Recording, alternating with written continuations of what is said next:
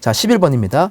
창세기 11장에 드라빔을 숨긴 라헬이 나오는데 그렇다면 라헬은 신앙적인 면에서 하나님보다는 드라빔이라는 우상을 더 숭배한 인물로 볼 수 있는지요? 네, 있습니다. 있습니다.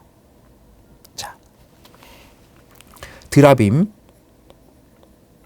이 드라빔이라는 것은 자, 구약에 14회 정도 나타나는 것입니다.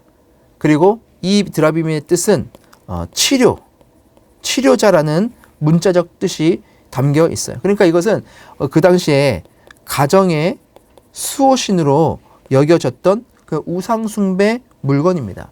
그리고 이것을 통해서 복을 빌 때 점을 치는 것으로 사용을 하기도 했어요. 자, 그렇다면 이 라헬이 드라빔을 훔치죠. 그 훔친 이유를 우리가 세 가지 정도로 추정할 수가 있습니다. 자, 첫 번째는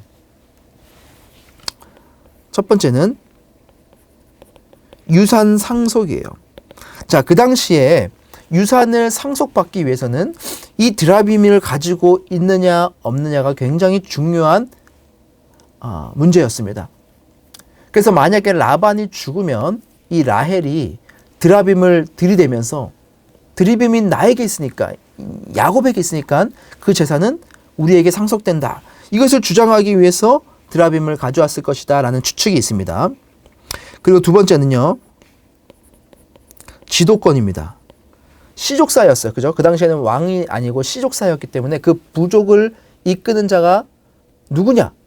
그것을 따질 때 드라빔을 가지고 있는 자가 이끄는 자였습니다. 그래서 만약에 라반이 죽으면 그 라반의 그 가족들을 통솔할 그 통솔권을, 지도권을 누가 가지고 됩니까? 이 드라빔을 가지고 있는 야곱이 갖게 하기 위해서 가져왔을 것이다. 그렇게 추정을 합니다. 그리고 세 번째는 무엇이죠? 여행에서의 안전을 기원하기 위해서 드라빔을 가져왔을 것이다. 이제 라반에게서 벗어나서 도망치는 신세 아닙니까? 도망치니까 얼마나 마음이 불안했겠어요? 그 불안한 마음을 달래기 위해서 이 드라빔을 가지고 왔을 것이다 라는 추정이 있습니다. 자, 우리가 어떤 이유에서 드라빔을 가지고 왔는지는 정확히는 성경에 나오지 않기 때문에 알 수는 없어요. 하지만 라반은 하나님을 섬기는 자가 아니었을 것이다. 그리고 라반의 딸이었던 이 라헬 역시 마찬가지였을 것이다. 하지만 야곱과 결혼한 이후에 이 믿음이, 하나님을 향한 마음이 이 라헬에게 계속해서 전달됐을 것이다. 그래서 창세기 30장 6절에 보면 라헬이 이르되 하나님이 내 어금함을 푸시려고 내 호소를 들으사 내게 아들을 주셨다 하고 이로 말미암아 그의 이름을 단이라 하였으며. 자, 라헬이 지금 어떻게 고백합니까? 하나님이 내 어금함을 푸셨다. 내 호소를 들으셨다. 이제 이 라헬은 하나님께 기도하는 자가 되었다는 거예요. 하나님께 간구하는 자가 되었다는 것을 지금 보여줍니다.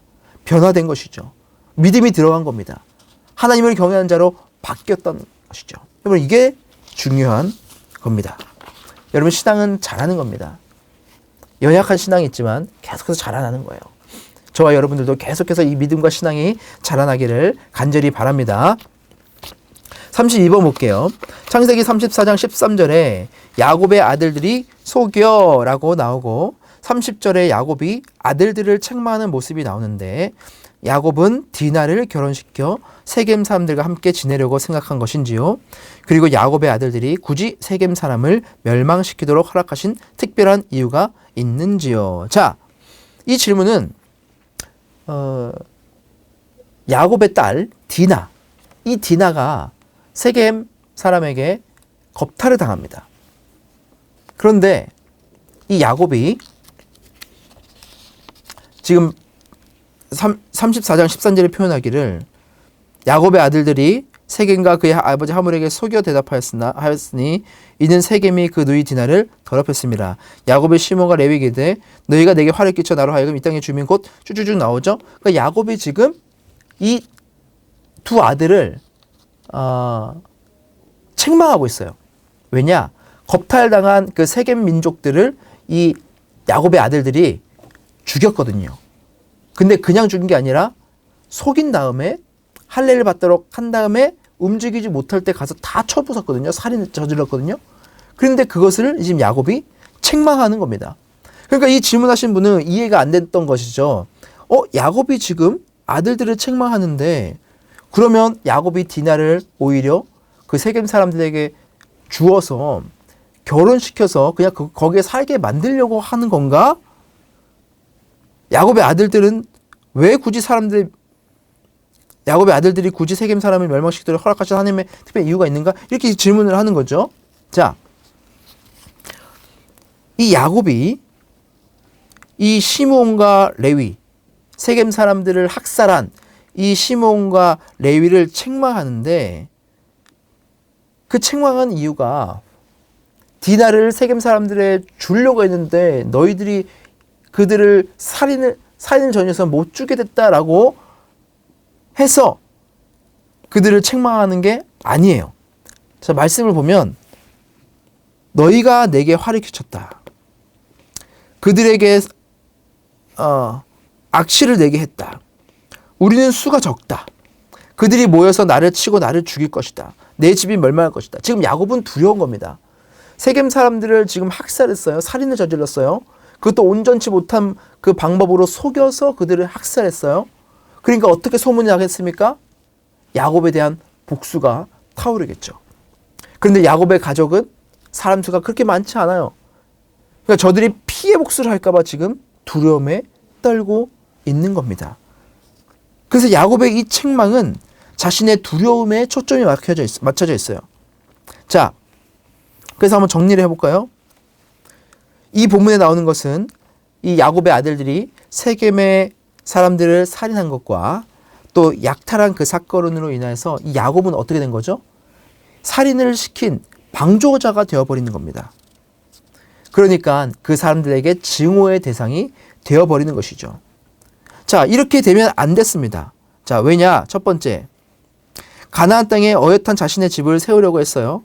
가나안 땅에 이제 정착하려고 했습니다. 그런데 이것이 어떻게 됩니까? 물거품이 된 겁니다. 피해 복수가 들어올 거라는 생각이 드는 것이죠. 아브라함이 하란을 떠나죠. 그리고 가나안으로 하나님의 약속의 땅으로 옵니다. 하나님께서 아브라함을 축복해서 이 가나안 땅에서 너가 수많은 민족을 이끌 것이라고 말씀하는데 지금 이 약속이 물거품이 될, 자신에 대해 와서 물거품이 될 그런 처지에 놓이게 된 것이죠. 아브라함과 그리고 이삭은 너무나 잘했는데 자신의 대에 와서는 디나의 치욕적인 사건, 그리고 살인 사건, 학살 사건, 약탈 사건, 속인 사건으로 인해서 망하게 됐다라는 그런 불안감이 생기게 된 것이죠. 그리고 두 번째는 이제 분노의 칼이 자신의 가족에게 와서 이제 멸망당할 것이 두려운 것이죠. 자, 그래서 지금 이렇게 야곱이 두려움에 떤 겁니다. 그리고 하나님께서 야곱의 아들들이 세겜 사람을 멸망시키도록 허락한 이유가 있을까요? 여러분, 당연히 있습니다. 하나님께서는 자신의 백성들을 보호하십니다. 그리고 자신의 백성들에게 침략한 자들을 하나님 반드시 그들에게 벌하십니다. 심판하십니다. 그래서 여러분 성경에 보면 이스라엘 침략한 민족들이 어떻게 됐습니까? 다 거꾸로졌죠. 다 멸망했습니다. 심판받았습니다. 같은 이치입니다. 하나님의 민족을 대적한 자를 하나님은 그대로 두지 않으신다는 것이죠. 물론 이 장법이 잘못되었다고 지금 보이지만 이건 역시 하나님의 섭리 안에 있었다라는 것을 우리는 알 수 있습니다. 자, 33번 질문입니다. 자, 질문이 너무 길어요. 너무 길다는 것은 깊이 봤다는 것이죠. 그러니까 질문을 이해하는 것도 참 쉽지는 않습니다. 자, 천천히 한번 따라와 보세요. 30번 질문이에요. 창세기 35장을 읽으면서 하나님께서 아브라함에게 맨 처음 약속하실 때 아브라함의 자녀로 큰 민족을 이루겠다고 하셨습니다. 아브라함의 첩인 하갈의 아들 이스마엘이 있었고 사라의 아들 이삭이 있었습니다. 그리고 이삭의 아들인 에서와 야곱도 있었습니다. 이후에 야곱은 레아, 빌하, 실바, 라헬에게 난 12자녀가 있습니다. 아브라함, 이삭 때에도 아들이 있었는데 하나님이 택한 백성은 야곱의 12자녀에게 파생되어 12지파가 됩니다. 야곱의 12아들도 정실에게서만 난 것이 아니라 여종에게도 났는데 하나님께서는 아브라함의 아들 이삭, 이스마엘을 중심으로 선택하지 않으시고 이삭을 넘어서 야곱 때의 그 자식들을 중심으로 선택된 백성으로 삼으신 이유가 무엇인지요? 다시 말해서 하나님이 아브라함과 약속하시는 모습을 보면 곧바로 아브라함의 아들들인 이삭과 이스마엘을 중심으로 하나님의 선택된 백성이 되어야 하는데 야곱에게 와서야 이스라엘 선택된 백성으로 삼으신 이유가 뭡니까? 질문합니다. 자, 여러분 이걸 정리하면 이거예요. 하나님이 아브라함을 택하셨죠? 아브라함을 통해서 이삭과 이스마엘이 나왔습니다. 이삭은 자 정실에서 리브가를 통해서 났죠? 리브가가 아니죠. 사라를 통해서 났죠. 그리고 이스마엘은 첩을 통해서 났습니다. 자, 그런데 하나님께서는 이삭과 이스마엘의 자녀들을 통해서 그 민족을 이루지 않으시고 이삭을 선택하셨어요. 그리고 이삭에게 누가 났습니까? 에서와 야곱이 났죠. 그런데 여기서도 하나님은 에서와 야곱을 선택하지 않으시고 야곱만 선택하셨어요. 에서를 통해서 야곱을 통해서도 하나님의 백성들을 펼칠 수 있었는데도 불구하고 야곱만 택하셨죠. 그리고 야곱에 와서야 이 12명의 아들을 선택하시고 이들을 통해서 12지파를 만드셨다. 그리고 이들이 곧 이스라엘 백성이 되었지 않습니까? 왜 하나님은 이때도 하실 수 있었는데 이때 하지 않으시고 이때도 하실 수 있을 때 하지 않으시고 이때 와서야 하나님의 백성으로 선택하셨냐? 지금 이 질문을 하는 겁니다. 여러분 굉장히 깊은 질문이죠. 자, 요걸 한번 하나하나 한번 따져가 보겠습니다. 자, 볼까요? 하나님께서 아브라함을 선택하셨고 아브라함에게 내가 너에게 땅을 줄 것이고 민족을 이루게 할 것이고 복을 줄 것이다. 하나님께서 이렇게 약속하셨어요. 그래서 아브라함에게 하나님께서 어떤 자녀를 주셨죠? 이삭과 이스마엘을 주셨습니다. 그런데 하나님께서 이스마엘과 이삭을 다 선택하지 않으시고 이삭을 선택하셨어요. 왜요? 이삭은 누구를 아내로 맞았습니까? 리브가를 아내로 맞았어요. 리브가는 하나님께서 원하시는 자녀였죠. 그리고 하나님의 섭리 가운데 같은 민족인 이 리브가를 이삭은 맞이했어요. 그래서 하나님께서는 이삭을 선택하신 겁니다. 자, 그러면 이삭을 선택하셨는데, 자, 이 이삭과 리브가 사이에 태어난 에서가 있죠. 그리고 야곱이 있습니다. 그런데 자, 에서 역시 마찬가지였어요. 에서는 이삭과 리브가의 마음에 근심을 주었습니다. 왜요? 헷 족속 브리가의 딸 유딕과 헷 족속 엘론의 딸 아스맛을 아내로 맞이했습니다. 그러니까 하나님께서 원치 않는 이방 민족을 아내로 삼았기 때문에 에서는 탈락. 하지만 야곱은 어떻게 합니까? 이 야곱은 먼 친척인 라반의 집에서 레아와 라헬을 선택했죠. 그죠? 그래서 이 에서는 탈락했지만 하나님께서는 야곱을 선택하셨어요. 그리고 자, 물론 에서의 삶과 야곱의 삶을 살펴보면 에서의 삶은 하나님과 완전히 동떨어진 삶이었고 이 야곱은 하나님을 붙드는 삶이었죠. 자, 그것이 완전히 달라집니다. 그리고 야곱은요 어떤 일을 했습니까? 가나안이 기근이 들었죠. 그래서 어떻게 됩니까? 자, 애굽으로 내려갈 수밖에 없는 상황이 됩니다. 그런데 그곳에서 총리가 된 요셉을 만나게 되죠. 그리고 요셉이 이 야곱이 애굽으로 와서 살기를 간청하죠. 그래서 야곱은 어쩔 수 없이 이 요셉이 있는 곳으로 갑니다. 그런데 그때 야곱은 다시 이런 말을 합니다. 자, 46장 4절에 보면 내가 너와 함께 애굽으로 내려가겠고 반드시 너를 인도하여 다시 올라올 것이며 요셉이 그의 손으로 내 눈을 감기리라 하셨더라. 자, 지금 야곱은 어떻게 했느냐? 내가 눈을 감으면 내가 다시 애굽에서 올라올 것이다. 가나안으로 나를 반드시 보내라. 나를 거기서 장사해라. 그렇게 지금 요셉에게 요청을 합니다. 그러니까 야곱의 마음 가운데서는 하나님께서 약속하신 가나안 땅에서 내가 묻혀야 된다. 왜냐? 나는 아브라함의 하나님, 이삭의 하나님, 그리고 나의 하나님이라는 것을 나는 알기 때문에 아브라함에게 주신 그 약속이 나를 통해서 성취되어야 한다. 그것이 야곱의 마음 가운데도 있었던 겁니다. 그렇게까지 지금 야곱은 요셉에게 부탁을 한다는 것이죠. 풍요로운 애굽에 내려갈 때에도 하나님께 구하는 자였다. 그것이 바로 야곱입니다.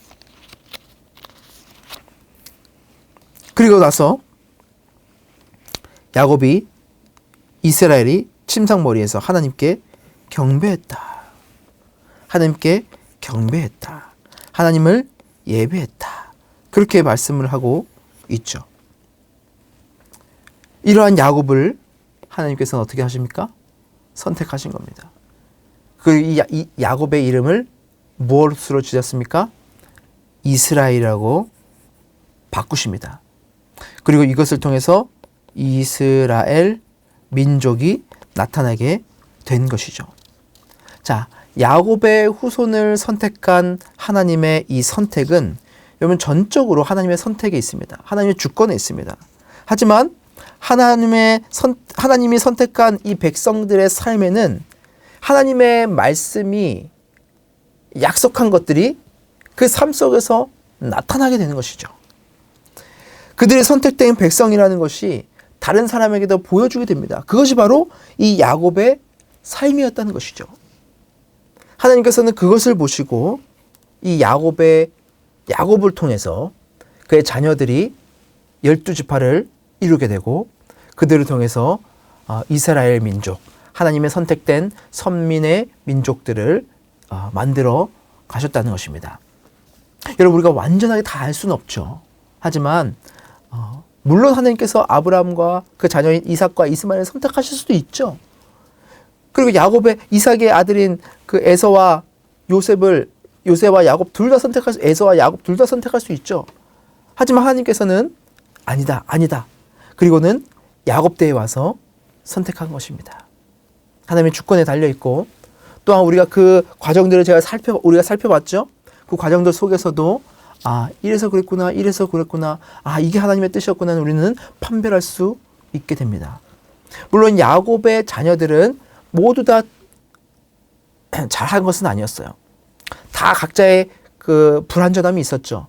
하지만 하나님께서는 야곱에게 하나님께서 약속하시고, 그리고 그를 통해서 하나님의 복이 자손이, 그리고 하나님의 그 땅을 주실 거라는 것을 약속하시고, 그래서 그의 자녀들에게 통해서 이루어진 겁니다.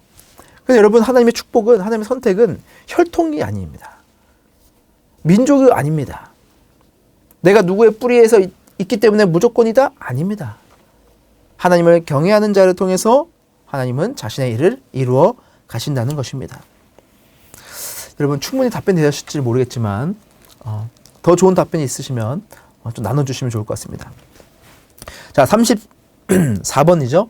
창세기 35장 8절에 보면 생뚱맞게 앞뒤 문맥에 전혀 맞지 않게 등장하지 않던 리브가의 유모 이름이 나오고 그의 죽음과 장사된 곳이 나오는데 8절에 나온 이유가 무엇이고 유모의 죽음에 왜 적혀야 하는지, 그리고 유모의 이름은 처음 죽을 때 적힌 것 같은데 이유가 무엇인지요? 라는 질문하셨어요.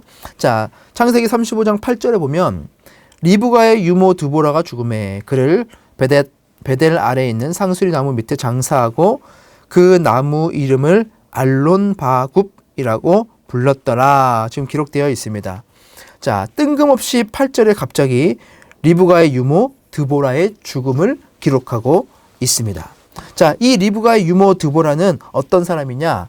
자, 리브가가 밧단 아람에 있을 때에 같이 있었던 이 리브가의 종이었습니다. 그리고 이 리브가가 이삭을 만나기 위해서 가나안으로 왔죠. 그때 같이 왔던 종, 리브가를 섬겼던 종이 바로 이 드보라입니다. 이 드보라가 이 리브가와 함께 있었던 것은 계속해서 같이 있었던 것 같아요. 근데 그 이유는 아마도 이 리브가가 자신의 이 아들인 누구죠? 이 아들 야곱과 지금 리브가가 같이 있다고 했는데 이 리브가가 야곱과 이 드보라가 같이 있다고 했죠? 같이 있었는데 이 리브가의 소식통이었을 것이다. 아들의 소식을 알기 위해서 이 리브가를 사용했을 것이다. 아니면 야곱이 이 자기네 엄마인 리브가가 돌아가신 이후에 이 어머니를 생각해서 그녀를 드보라를 데려왔을 것이다. 이러한 추측들이 있습니다. 뭐 어쨌든 어떻게 데려왔든 지금 이 드보라는 리브가를 섬기고 또 야곱도 섬겼죠. 그런데 일개 그냥 유모였던 종에 불과했던 이 드보라의 죽음을 지금 8절에 기록을 하고 있다는 것은 너무나 중요합니다. 무엇보다도 여인의 어떤 그 가치를 중요하게 여기지 않았던 그 당시에 종이었던 드보라의 죽음을 기록했다는 것은 이 드보라에 대해서 성경은 그가 하나님을 기쁘게 하는 삶을 살았다는 것을 시사하고 있는 것입니다.